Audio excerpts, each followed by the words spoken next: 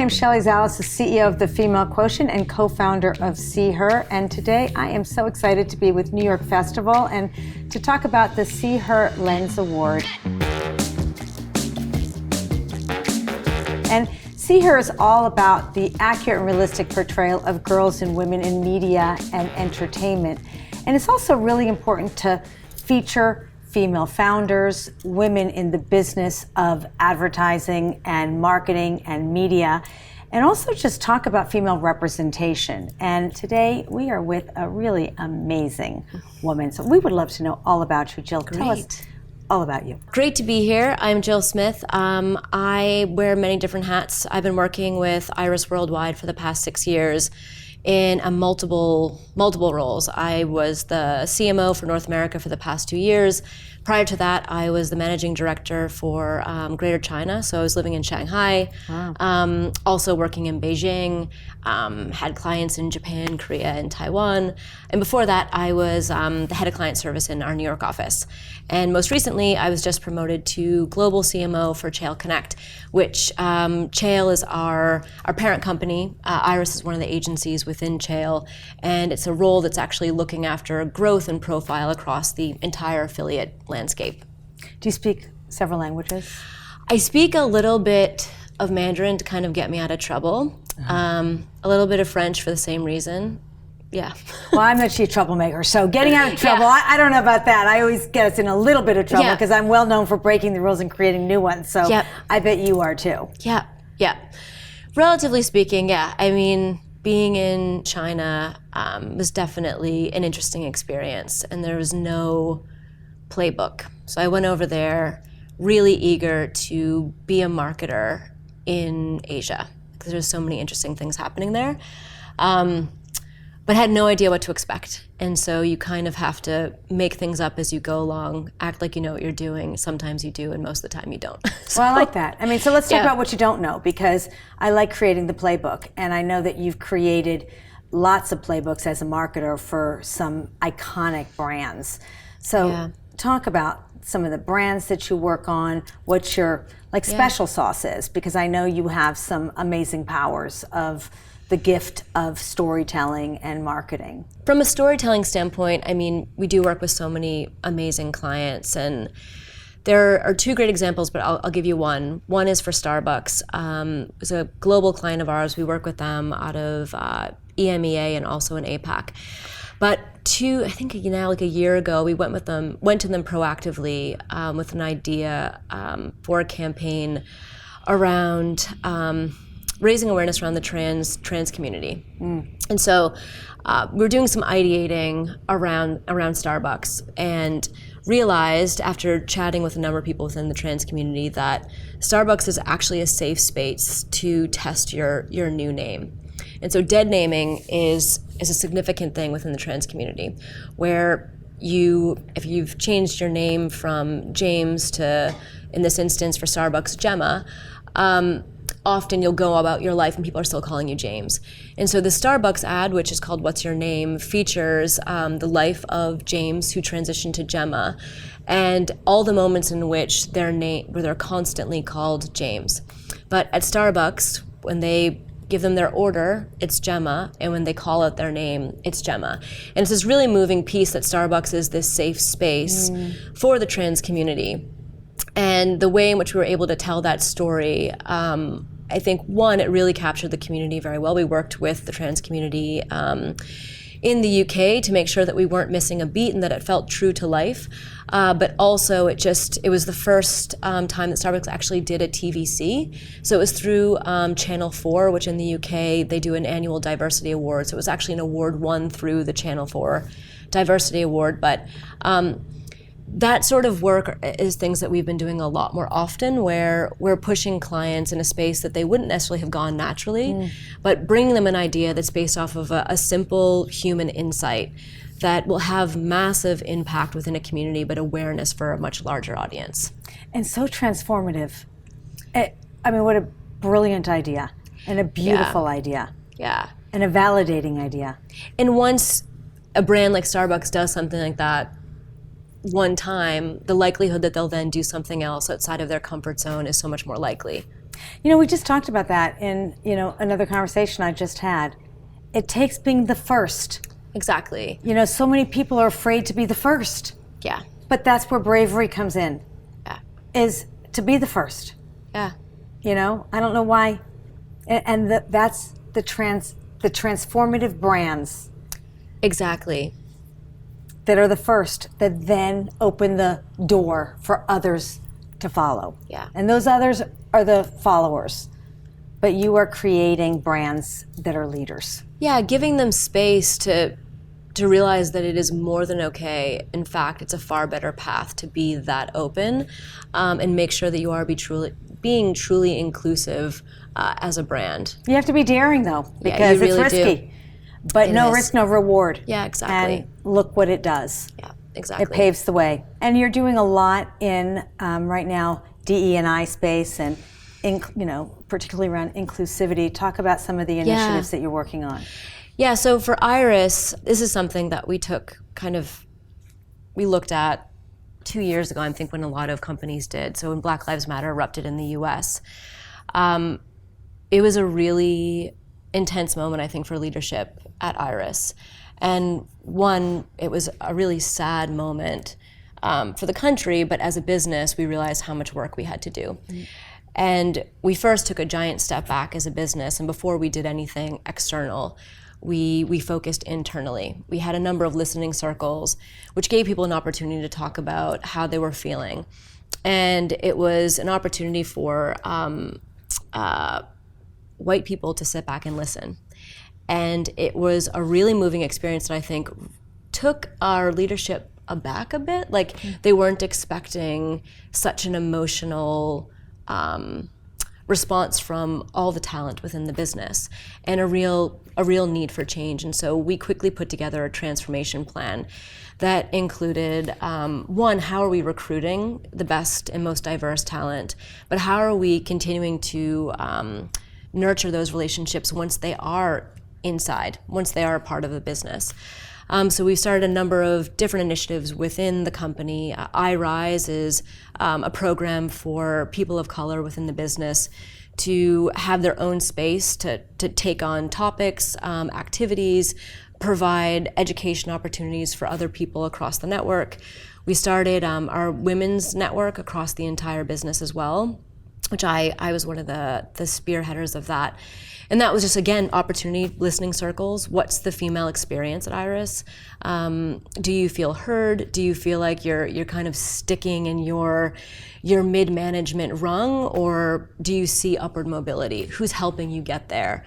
So there's a lot of things within DE&I that were really powerful, but the one that I think has been great for our clients is our progress panel. So the work we do can't just continue to carry on as business as usual if we're doing all this work in-house. We ensure that everything that we're doing looks like the world around us. So as we're creating content, developing campaigns for clients, it's reviewed by a very diverse and inclusive panel across the business internationally that is ensuring that they're vetting the work to make sure that there's something that we didn't miss, there isn't a sensitivity, or just it's inclusive. It looks like the broader world. And so has that impacted how you hire and you're recruiting to ensure that your progress panel is, reflective of also your hiring? Have you changed your recruiting process as well? We have. Our Iris's agency proposition is for the forward. So this is even before DE&I. Like, our focus has always been progress. So our purpose is to excite progress for our people, the wider world, and the work that we do. And the way that we recruit is very much, do you want to participate in progress? Do you want to be a part of change? And be a part of change internally, but also for the clients that we're working with as well. Because I just find it fascinating when I look at, interview questions, and I think that all has to change. Yeah. So have you started thinking about the whole interview, like I think it has to be diversity by design, especially if you're looking from the inside within your agency, which I think is amazing, and how that impacts your work with your clients, which I think is fantastic. You're doing inside out to impact your outside in, which is so important. And it's why FQ is partnering, has created and co-founded See Her. You have to work on your internal process to create great work. Oh, for sure. With your media outside in, and why we brought it to the ANA. The whole interview process of the types of employees that you are, recruiting in your agency has to reflect the work that you're doing for your clients. Absolutely. Yeah. So rethinking that whole process. Well, yeah, I mean, and what people want, regardless of who they are and where they come from, has changed significantly. People don't just want a job. They want to work for a company that they believe in, that they think has ambitions to change the world. Like you're not going to put 40, 50, 60 hours a week into a business that you don't believe in. And I think it's very naive for any CEO to think that people will. So our questions have shifted so that there's a lot more of a focus on what are some of the benefits or things that would be important to you if you were to work here? And that's also been really helpful for us as like a fact-finding mission. So, flexible hours. People don't necessarily want more money. They don't not want more money, but they also want flexibility. They want you to honor that they have a life outside of work and that there's a blend there. And so a business that respects that will get so much more out of their people, and we definitely have as a result. Oh, that's wonderful. Yeah. And then, talk about, you've created an index. Tell us about that. So our Participation Brand Index is a 10-year study, and it really looks at the correlation between NPS, commercial performance. Net Promoter Score. Yep, and commercial performance and brands being a part of culture. So ultimately, we will take 125 brands, look at them across 3 different regions, North America, Europe, and APAC. And we'll do a combination of survey and interview, and really look at 25 levers of participation. Participation is all the ways in which you engage with a brand. And that study really quantifies brands that are doing well are brands that are a part of culture. And so it's been interesting because we've had 4 iterations over the past 10 years of this study. And the most recent iteration is sort of like in the midst of / post-COVID, if you can call us in post-COVID, and how things have really shifted. And while there's been a focus on utility, people don't love Amazon, but they need it. There still is, participation in how brands show up in culture is incredibly important. And so we continue to see that trend. That trend has remained. Like participation is core for brand success, more so now ever than before. Well, I find that fascinating. And of course, brands that are doing well are the brands that are doing good. And so purpose in your DNA has become more important than ever before. And you can't fake it. It has to be authentic. You can't. Right? It was interesting. I was having a conversation with our global CSO about this idea of post-purpose. There's such a reliance right now on brands have to be for something. Every part of your day has to be productive. You have to wake up with purpose and intention. Throughout your day, you're doing things that are really important and meaningful to you. And that goes all the way down to when you meditate, what you're doing to work out, where you're taking your children as like an activity. What does a world look like post-purpose? Like where you can just do things because they feel good. Kind of like instead of being a human doing, being a human being. Well, I always say, it's not about your to-do list, it's your to-be list. Yeah. And I think it is just so incredibly important. But I also think, going back to what you said with your employees, is how I think your employees are actually your most important brand ambassadors. Oh, for sure. It's not about the influencer anymore. Your employee is your influencer. Oh, for sure. So how does your agency or your C-suite leadership share your brand purpose? Because, we talk about the Great Resignation. Yeah. Women are leaving the workforce in magnitude. And it's what you said before, it's not about necessarily the paycheck, it's about the purpose. Yeah. How do you reinforce your brand purpose and your values? Yeah. So we actually launched an employee value proposition last year, and this has become like very in vogue for brands because of the Great Resignation. It's like, okay, employees really need something. They need something that they can grab onto. And a lot of work we do with our clients is helping them develop what is their internal employee value prop. But we did that same exercise ourselves. So 2 years ago, we kicked it off, and then we finalized it last year. And we landed on participate in progress as our internal employee value proposition. All of our recruiting messaging is around that. So participate in progress. Action-oriented, you're a part of change. You're a part of change for your clients. You will be doing meaningful work that's aligned with DE&I, that's aligned with sustainability, but more importantly, it will connect back to you and what you want and what your values are. I love that. Yeah. Participating. So it's not top down where I'm telling you what your value is. You are all engaging. Well, an employee value proposition takes lots of shapes. It includes like how we engage from a learning and development standpoint. So we have a program called Fast Forward, which is individuals will do like a monthly, not a panel, but sort of, we do it via Zoom now, but it will be a discussion around a specific topic. So it might be, we have a conversation with our Chief Transformation Officer about what it means to really change an organization. We might bring in a speaker externally. For International Women's Month 2 years ago, I brought in the SVP of Shiseido, a woman I used to work with in China, who just talked about her journey, being a woman who's sort of like leapfrog from senior position to senior position. At Shiseido, she's currently spearheaded their investment department for R&D around innovation for their product. What's the future of Shiseido? But hearing other women listen to her story of entering these new roles and just kind of being like, imposter syndrome, no way. Like, I'm just doing this and I'm gonna figure it out as I go. Shut that bitch up in your head. Exactly. Boom. And that was the first time we had really, at least in North America, brought in an external speaker that was just incredibly candid about the journey is not at all an easy one. It's hopefully hard. Otherwise, you're not going to really learn anything. And everyone would be doing it. So we do a combination of that. So Fast Forward is an external and internal kind of speaking platform.